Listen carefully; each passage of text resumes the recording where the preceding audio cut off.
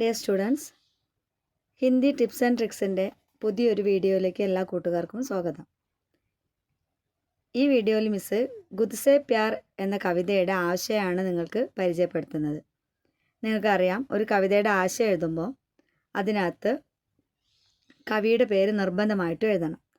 അപ്പോൾ ഒന്നാമത്തെ വരിയിൽ തന്നെ നമുക്ക് എഴുതാം, ശോഭനാഥ് യാദവ് കി സരൾ കവിത ഹേ ഗുദ്സെ പ്യാർ. ശോഭനാഥ് യാദവിൻ്റെ ഒരു സിമ്പിളായിട്ടുള്ളൊരു കവിതയാണ് ഗുദ്സെ പ്യാർ എന്ന് പറയാം. അത് കഴിഞ്ഞിട്ട് അടുത്ത വരിയിൽ കവിതാമേ കവി കഹത്തെ ഹേ, കവിതാമേ കവി കഹത്തെ ഹേ ജോ ഗുദ്സെ പ്യാർ കർ സക്താ ഹേ വഹി ദൂസരോം സെ ബി പ്യാർ കർ സക്താ ഹേ. ആർക്കാണോ സ്വയം ഇഷ്ടപ്പെടാൻ സാധിക്കുന്നത് അവർക്ക് മറ്റുള്ളവരെയും സ്നേഹിക്കാൻ സാധിക്കും. അതായത് നമ്മളെ തന്നെ ഇഷ്ടപ്പെടണം എന്നാണ് കവി പറയുന്നത്. कविता में कवि प्रकृति से आपसी प्यार का सबक सीखने और दूसरों की भलाई के लिए जीने को कहते हैं.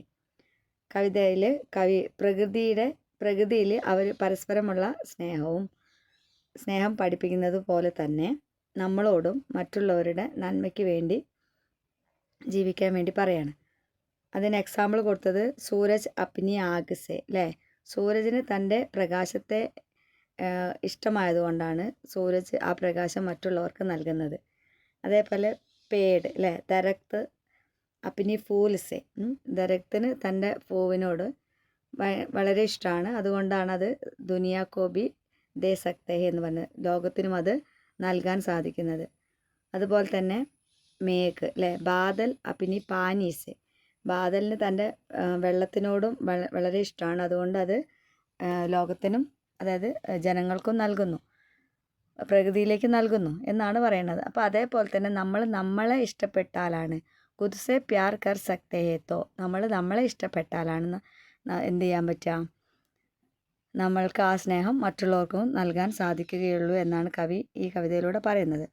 ജിസ് പ്രകാർ പ്രകൃതി അപ്നി സമ്പത്തി ദൂസരോं की भलाई के लिए देती है उसी प्रकार हमें भी सहजीवियों की भलाई के लिए जीना चाहिए. हमें भी सहजीवियों की भलाई के लिए जीना चाहिए. ഇത് ഇമ്പോർട്ടൻ്റ് ആണ് കേട്ടോ.